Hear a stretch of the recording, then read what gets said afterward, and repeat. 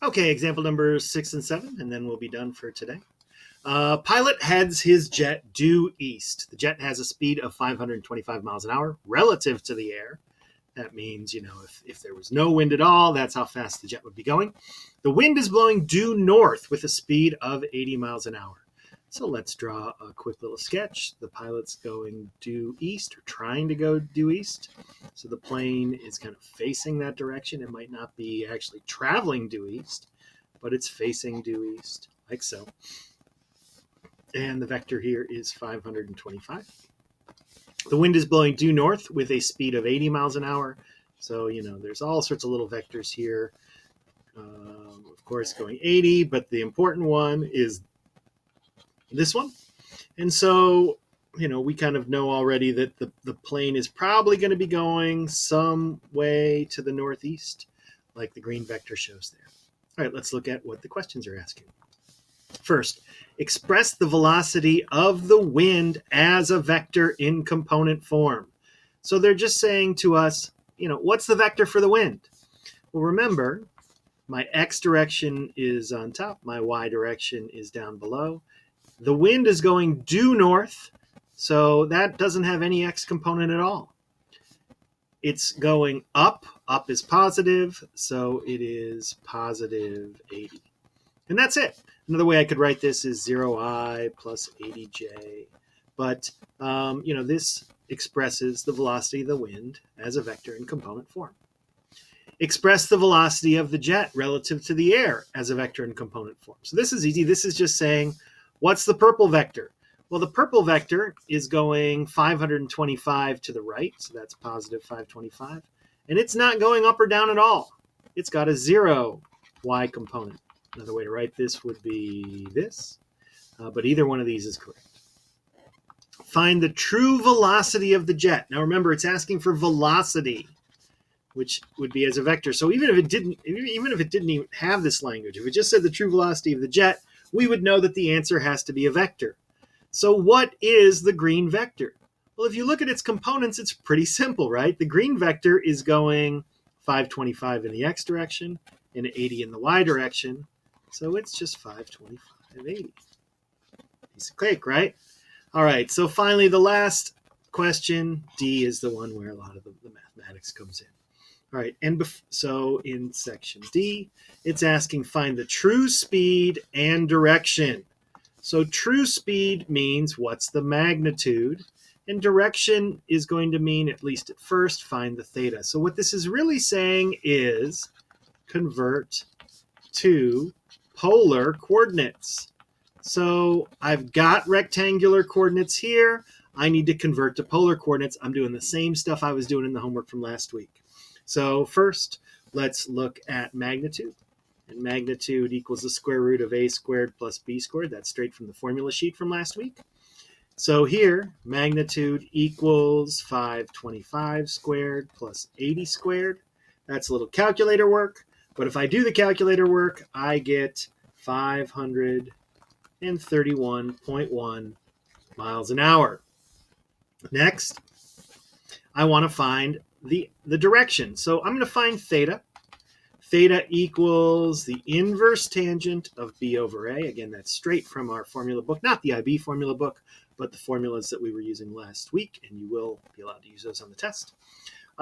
So what is this? Well, b over a. Remember, b is the y component, a is the x component, so this is theta equals inverse tangent of 80 divided by 525. When I plug that into my calculator, I get theta equals 8.67 degrees. Now that's not my answer, right? I have to take this and express it as a bearing. So if I draw a quick little x and y axis, theta, right, is this angle. That's 8.67 degrees. But to express that as a bearing, I say, well, is it going more north or south? It's going more north.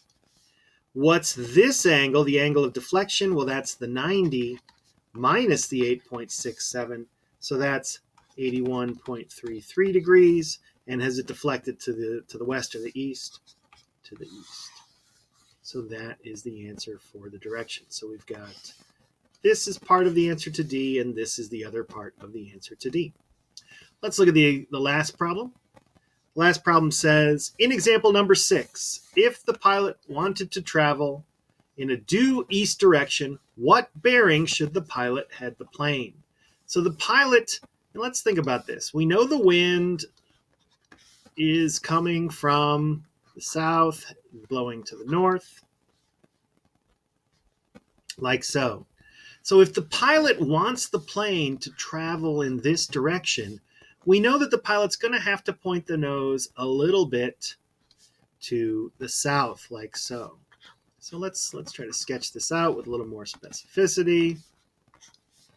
I've got the pilot going this direction. I've got the wind here, like so. We could also kind of draw the green over here, right? Because vectors don't really have a start or end. They can be the same anywhere. And I've got the blue here as well. All right, so let's try to figure out what we know. We want the green to have no vertical component. That's the important thing to recognize here. So let's start. Let's look at the plane. The plane has a horizontal and vertical component. And I'm adding to that the wind. I know that the wind is going nothing in no direction to the left or right because it's blowing due north. And so it's 80 in the northerly direction. And then I know that this equals, that this is going to equal this vector, the resulting vector. So this is the plane, the plane's true velocity, right? All right, so what is this? Well, a plus 0, that's just a. And this is b plus 80.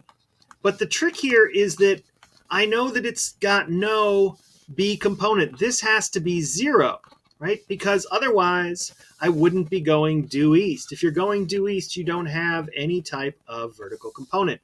So I know that whatever b is, when I add 80 to it, it has to be 0. Well, that answers itself, right? B has to be negative 80. So this is the key fact that we need to begin, and that unlocks the rest of the problem. So if we look down here, we know if we're thinking about the components of this purple vector, I know that it's going negative 80 in the y direction, and I know that it's going 525 miles an hour because that's what I knew from the prior example, right? That comes from the question. So now I need to figure out what the horizontal component of the vector is. All right, well, that's the magnitude. Magnitude equals the a component squared plus the b component squared, like so. And now I'm solving for a. Square both sides. Subtract the 6,400 from each side. I have an a squared. I want to know a, so I square root both sides, and I get a is 518.87. So I know that the vector, this purple vector, I know that it's going 518.87 in the horizontal direction, and it's going negative 80 in the vertical direction. And when I add that to the wind, then I get a plane that's actually going 518.87 miles per hour in the horizontal direction and not going at all in the vertical direction. So this takes care of if I was asked what's the true velocity, but I wasn't asked that. What do I want to know? They want to know the bearing that the pilot should head the plane. In other words, what angle do I want to take this at? Well, for that, I have to use my angle formula, right? So theta equals inverse tangent of b over a. This is the direction I'm pointing the plane, so I get theta equals inverse tangent of negative 80 over 518.87, and I type that into my calculator, and I get negative 8.76 degrees. So if I figure out, well, I know that that's pointing this way, and this is the theta from the positive x-axis. So I say, all right, I know what that is. That's south. What's this angle? Well, it's 90 minus the 8.76, which is 81.24, and it's deflecting to the east, and that's the answer to my question.